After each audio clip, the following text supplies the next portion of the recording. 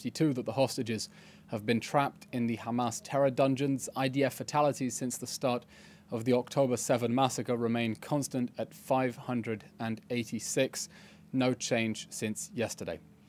Earlier this week, the UN Special Representative on Sexual Violence in Conflict, Pamela Patton, published her report finding clear and convincing information that the hostages trapped in the Hamas terror dungeons have been subject to rape, sexualized torture, and cruel, inhuman, and degrading treatment. Her team also found reasonable grounds to believe that the Hamas rapist regime perpetrated acts of sexual violence in multiple locations during the October 7 atrocities, including rape, gang rape, and necrophilia against the bodies of its murdered victims. The evidence of the Hamas rapist regime's widespread conflict-related sexual violence on 10/7 and since against the hostages has now been recognized by the UN's foremost authority on the matter. The State of Israel, therefore, is calling on the UN Security Council to designate Hamas immediately as a terrorist organization and to subject it to the same international sanctions regime as Al-Qaeda, the Taliban, and ISIS. Israel also calls for an urgent meeting of the UN Security Council to discuss the Special Rapporteur's report on Hamas's sexual atrocities and to issue a fierce condemnation of its sexual violence. If the United Nations fails to take these two essential steps, the masterminds of 10/7 will reasonably conclude that the UN is apathetic to Hamas's crimes against humanity, against Israeli civilians, and in particular against the hostages it is abusing right now as we speak.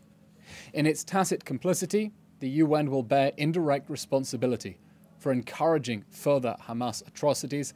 Anything short of designating Hamas a terror organization and convening the Security Council to discuss that report and condemn Hamas will simply give the Hamas rapists a message: keep going. Moving to the northern border, last night, Iranian proxy Hezbollah launched a dangerous escalation with a massive barrage of rockets at the town of Kiryat Shmona, which, like the whole northern border, has been under an evacuation order for 5 months. I hope you've seen the footage from last night of Israel's missile defenses in action. It's really like the Battle of Hogwarts. IDF fighter jets struck a Hezbollah launch post in Taibeh, from which the launches were carried out. No state in the world would tolerate such a missile threat against its civilians, and we are working to degrade Hezbollah's illegal capabilities. We repeat our firm warning: Hezbollah must back off, or we will push it away. It must vacate the area south of the Litani River in accordance with UN Security Council Resolution 1701, or we will be forced to act to repel this ongoing and immediate threat to the lives of our citizens, both the ongoing rocket fire, the shelling of people's homes, and the threat that those civilians could be abducted into Lebanon. As far as we are concerned, after 10/7, every day that a terrorist army remains in control of neighboring territory is a risk level of October 6th. An update on the humanitarian situation. I want to clarify Israeli policy regarding humanitarian aid in the Gaza Strip after a flood of erroneous reports and statements. There are no limits on the amount of humanitarian aid that can enter the Gaza Strip. I repeat, none. In fact, Israel is encouraging donor states to send as much food, water, medicine, and shelter equipment as they wish, and we will facilitate its entry into the Gaza Strip. Over the past 2 weeks, an average of 102 food trucks have entered Gaza every day, and that's nearly 50% more than before Hamas started this war on October 7th. I'll repeat, more food trucks are now entering the Gaza Strip than before the war. Just yesterday, 2,735 tons of food entered the Gaza Strip, amounting to nearly 3 pounds of foodstuffs per person, and that's before the flour is baked into bread, and that does not include the airdropped supplies as well. By the way, it's a common misconception that before Hamas declared war, there were 500 aid trucks entering Gaza every day. That's simply not true. There were around 500 trucks, and they included industrial supplies and construction materials, which for obvious reasons are not entering the Gaza Strip now. There are no limits on incoming aid, and in fact there is excess capacity at the Israeli crossings, both Kerem Shalom, where goods enter Gaza directly, and Nitzana, where they are inspected before going on through Rafah. Israel's crossings are able to scan 44 trucks an hour combined. They are being underutilized by donor states at the moment. And the best evidence of that excess capacity is that last week we hit a record 277 aid trucks a day, with 255 entering yesterday. So what's the problem, and why do we have this misleading, this misperception that Israel is somehow restricting aid into Gaza? The problem is distribution. The UN is struggling to distribute aid at the pace that Israel is letting it in. And the reason is that the UN relies on UNRWA, which is a Hamas front. That is why aid is piling up undistributed on the Gazan side of the crossing. And that is why Israel has been working on new strategies together with the private sector inside the Gaza Strip to get aid to the people who need it, while making sure that Hamas cannot steal it. Just this morning, over a dozen food trucks made their way to northern Gaza in coordination with Israeli authorities. The sad truth is that the UN is failing to distribute aid because it relies on Hamas front UNRWA to distribute it and on Hamas for protection. In fact, I was shocked to see the statement from Mr. Satterfield at the UN State Department just last week. I think the first time that foreign officials have admitted that until now, the United Nations has been relying on Hamas protection. Of course, that's letting the fox into the chicken coop when we know that Hamas is stealing aid. The international officials pointing the finger at Israel are trying to scapegoat Israel for the UN's own failure, while Israel is urging the UN to activate more effective aid agencies, rely on alternative distribution mechanisms, and urging foreign states to send as much aid as they want. The State of Israel categorically rejects and condemns these efforts that feed directly into Hamas's propaganda war and are intended to save Hamas from the consequences of the war that it started. We will accept being scapegoated no longer. Finally, an update on Ramadan. At a meeting of all the security forces chaired by Prime Minister Benjamin Netanyahu yesterday, it was decided as follows, and this is the statement: Israel strongly safeguards freedom of worship for all faiths, at all sites in Israel, and especially on the Temple Mount. Ramadan is of course sacred to Muslims. Its sanctity will be upheld this year, as it is every year. During the first week of Ramadan, the entry of worshippers to the Temple Mount will be permitted, similar to numbers in previous years.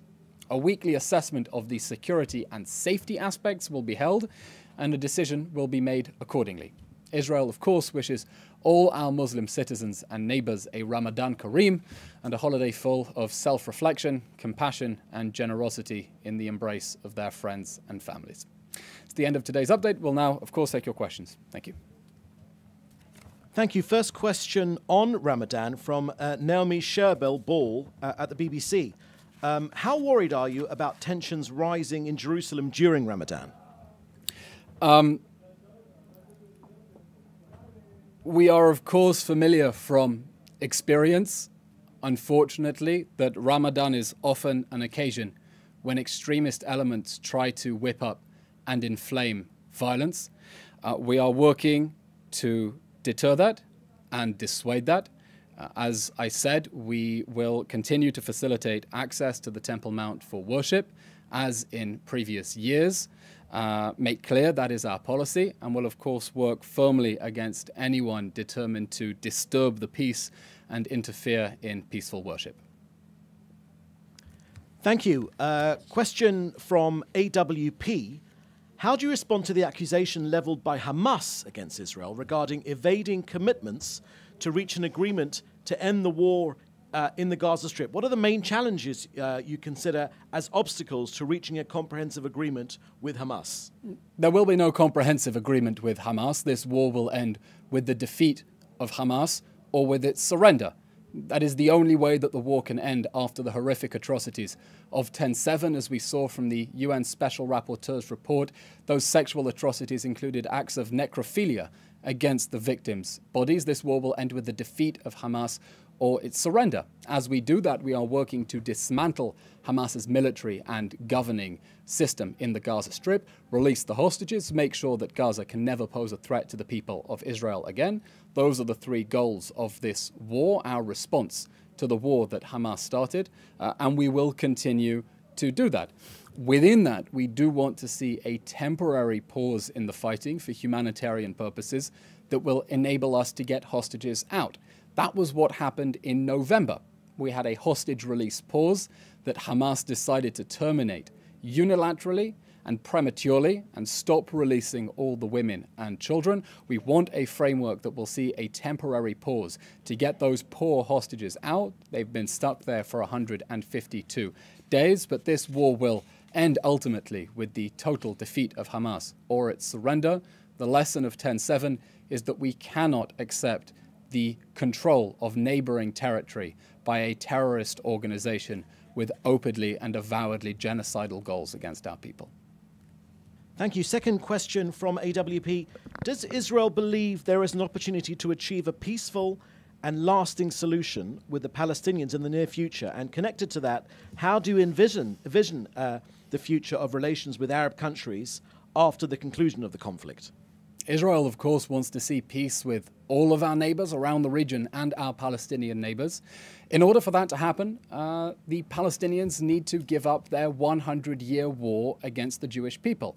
They need to relinquish that war against any sovereign Jewish existence between the river and the sea. The Prime Minister has been clear with his 3D vision for peace with regards to Gaza that the prerequisites for peace are the destruction of Hamas, the demilitarization of Gaza, and the de-radicalization of Palestinian society. We cannot have another generation of Palestinian children being brought up on a diet of jihad and indoctrination, being taught to embrace violent struggle against Israel instead of embracing a future of peace with it. We want peace. That is why we are speaking about the need for de-radicalization in order to build a pathway towards peace. That is essential. It has to go through the Palestinians reconciling themselves with the permanent existence and legitimate right of the Jewish state of Israel to exist in safe and secure borders. And once that paradigm switch takes place within Palestinian society, the sky's the limit. Thank you. Question from Frederick Eger from Interplanetary TV.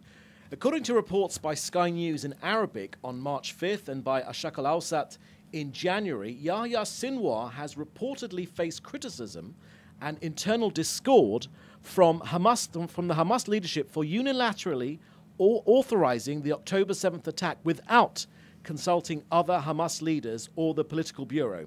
Sources close to the Al-Qassam Brigade's Hamas military wing indicated that only 5 Hamas leaders, Sinwar's brother, Mohammed Sinwar, Mohammed Daif, Marwan Issa, and Yahya Sinwar, were the decision makers for the attack. Knowledge of the attack reached the larger circle of Hamas leaders, including Ismail Haniyeh, the political bureau, and Salah Ori, only a few hours before the attack. Does Israel's government, based on its intelligence, reports, and assessments, confirm or deny these reports that the launch of the October 7th massacre was the sole decision of Yahya Sinwar? We have no comment on classified intelligence matters, but clearly it is horrific what a group of psychopaths brought on the people of the Gaza Strip by deciding to declare this needless war with a sadistic and brutal massacre and killing and raping spree, and deciding to fight that war from inside densely populated areas under civilian facilities.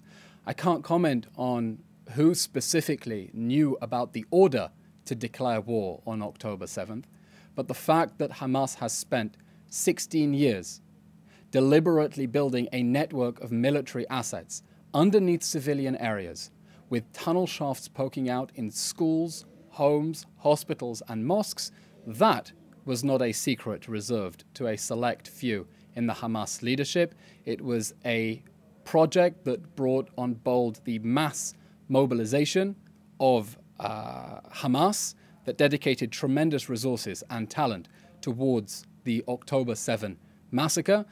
And whoever knew about the specific decision to declare war or not, the sad fact is that the Hamas regime spent the last 16 years prioritizing the military machinery of the October 7 massacre instead of using the opportunity of Israel's withdrawal in 2005 to build a peaceful and prosperous future for the Palestinian people. Thank you. Question from Yusuke Tamara from NHK. The EU president will visit Cyprus tomorrow to facilitate a maritime humanitarian corridor. What is Israel's plan or the latest development for bringing humanitarian aid by sea? We are constantly exploring new ways to get aid into Gaza in a way that makes sure that aid reaches the people who need it and that Hamas cannot steal it. In that regard, we've been working on several new avenues since the beginning of the war. The aid convoys in cooperation with the private sector, the airdrops in cooperation with foreign air services, constantly exploring other ways. Israel's policy is that we want to see aid reach the people who need it, make sure that Hamas cannot steal it. That is why we are working to bypass Hamas, to bypass UNRWA, the Hamas front that has been covering up for Hamas's militarization of its own facilities and hiring terrorists. But as for the specific question of the maritime corridor, I have no immediate update on any latest developments. Thank you. Question from Melanie Lidman at AP. Is there any update on permits for Palestinians from the West Bank so that they can enter Jerusalem for worship during Ramadan? Melanie, no, I have no particular information about access for Palestinians from Judea and Samaria. As I said, following the meeting that the Prime Minister chaired with all elements of the security forces, it was decided that during the first week of Ramadan, the entry of worshippers to the Temple Mount will be permitted, similar to numbers in previous years, and there will be a follow-up weekly assessment to take consideration of security needs and public safety concerns.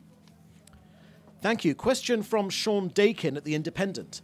David Cameron has said that the UK's patience is running thin with respect to aid arriving into Gaza. This suggests it's not moving fast enough. Can more be done to ensure protesters are not hindering aid crossing the northern borders with Israel? Israel's policy is that we want to see aid enter Gaza to reach the people who need it and make sure that Hamas cannot steal it. That is why the amount of aid going into Gaza has increased, reaching a record 277 trucks just the other day, facilitating the operation of 20 bakeries inside Gaza. That's doubled in the last 2 weeks, providing 2.5 million loaves of bread and pita for people inside Gaza. Of course, whenever anyone tries to interfere with the implementation of that policy, that will be dealt with. We think it is unfortunate that certain officials appear to have been led astray by misinformation about what Israel's policy is, led astray perhaps by international officials that are not neutral observers, that have picked a side in this war and are trying to end this war in a way that leaves Hamas on its feet and saves it from the war that it started. We want to see aid reach the people who need it, and so we repeat our statement. There is excess capacity at Israel's crossings, and all nations that want to send food, water, medicine, or shelter equipment should send it, as Britain has done with the corridor from Jordan, and we will facilitate its entry into Gaza. The problem is not getting aid into Gaza. The problem is the distribution inside Gaza. And as I said, that's because the UN has been relying on UNRWA, a Hamas front that has been covering up for how it's been infiltrated by Hamas. It's been relying on UNRWA. It's been relying on Hamas for protection. That mechanism has failed. That is why we call on the UN to activate agencies that have been active in other war zones doing disaster relief. They have the expertise to deliver aid. We're working with the private sector, working with airdrops as well. Critical that aid reach the people who need it and make sure that Hamas cannot steal it. Send the aid, we'll get it in. Thank you. Question from Mark Weiss at Khan Radio. Is it possible that Israel will order the evacuation of civilians from Rafah during Ramadan? The army has presented a plan to the Prime Minister regarding ways that we intend to mitigate harm to civilians. We think it is tragic that instead of cooperating with our efforts to set up shelters in what we designated as a safe zone, UN agencies have effectively funneled them into Hamas strongholds, thereby making themselves complicit with Hamas's human shield strategy, keeping them in harm's way in places where Hamas can continue to hide behind them. We want to achieve a framework for a temporary pause in the fighting that will enable us to get hostages out, but this war will end ultimately with the total dismantling of Hamas's military and governing infrastructure. Again, we want to see a pause in the fighting to get hostages out. We are giving that an opportunity because we need to do everything to get the hostages out. But ultimately, this war will continue with the total destruction of Hamas's governing and military infrastructure. I'll just add, the reason we are talking about potential ground operation in Rafah is that over the course of the war, we have already dismantled 18 out of 24 Hamas battalions, the Khan Yunis brigade effectively dismantled on its last feet, and that means the remainder of Hamas's organized military force is inside Rafah, and that must be dismantled to ensure that the atrocities of 10/7 can never happen again. Thank you. Question from Joel Pollack at Breitbart News. The world has pressured Israel not to attack Hamas in Rafah, citing humanitarian concerns. In the delay, the humanitarian crisis in Gaza has deepened. Wouldn't it be more humanitarian to enter Rafah and finish Hamas and end the war more quickly? Well, we think that there are many things that people who are genuinely concerned with the humanitarian situation can do. First and foremost, an option that has evaded many people's attention, calling on Hamas to surrender. If Hamas lays down its arms, turns over its war criminals and releases the hostages immediately, this war can end tomorrow and we can begin a process of de-radicalization and peaceful reconstruction. That is what anyone concerned with humanitarian issues should do. As I said previously, in relation to UN officials pressuring Israel not to move against the remaining 4 Hamas battalions, they have a choice that they can make. Do they want to try to save Palestinian civilians, or do they want to save Hamas? They cannot save Hamas from the war that it started on 10/7, but there is a great deal that they can do in order to mitigate harm to civilians who are suffering from this war that Hamas brought on them. And we urge them to cooperate with efforts to get civilians out of harm's way, as they know full well, and people in Gaza know full well, Hamas declared this war, and our response is a war against Hamas, not against the Palestinian people, not against the people of Gaza. Thank you. Second question from Joel Pollack at Breitbart News on Gaza aid. Can you clarify, is the poor performance of UNRWA in distributing aid a result of UNRWA's own incompetence, or is it a result of Israel's actions, including an effort to shut down the organization? UNRWA was doing a cataclysmically bad job of distributing aid even before the recent revelations that over a dozen UNRWA staff took part in the October 7 massacre and that the whole organization is riddled with Hamas and Islamic Jihad operatives. And the reason is, UNRWA is not an aid agency. It's not an aid agency. Its main job is to provide education, healthcare, and welfare services to Palestinians in Gaza, to those falsely classified as refugees, 4th, 5th generation refugees, using a different definition from the UN agency, but we'll put that to one side. But its job on October 6th was not to be an aid distribution agency in a war zone. The UN has those mechanisms, and the agencies on the ground that have been doing that have been doing a better job than UNRWA, which has been covering up for Hamas's theft of aid, covering up for Hamas's militarization of its own facilities, covering up for the way that Hamas has infiltrated its organization. Moreover, we know that UNRWA has been relying on Hamas for protection of the convoys. This was something the State Department spokesman said just last week, that one of the reasons in the US assessment that UNRWA has been failing to do a bad job is because Israel has been targeting Hamas and because UNRWA was relying on Hamas to secure those convoys. So that is why we are urging the UN to activate other mechanisms that are not in cahoots with, complicit with, in bed with terrorists, They have experience in other war zones getting and distributing aid and doing disaster relief. Those mechanisms have to be implemented. And from the private sector convoys to the airdrops in northern Gaza, we are continually exploring new efforts to get aid to the people who need it and make sure that Hamas cannot steal it. Thank you. Question from Hannah Julian at the Jewish Press. Gaza journalist Mohammed Salameh was killed yesterday in an airstrike on a home in Deir el-Balah. Can you comment on this? Also, there are reports an Israeli delegation is returning to Cairo for more hostage talks. Can you confirm?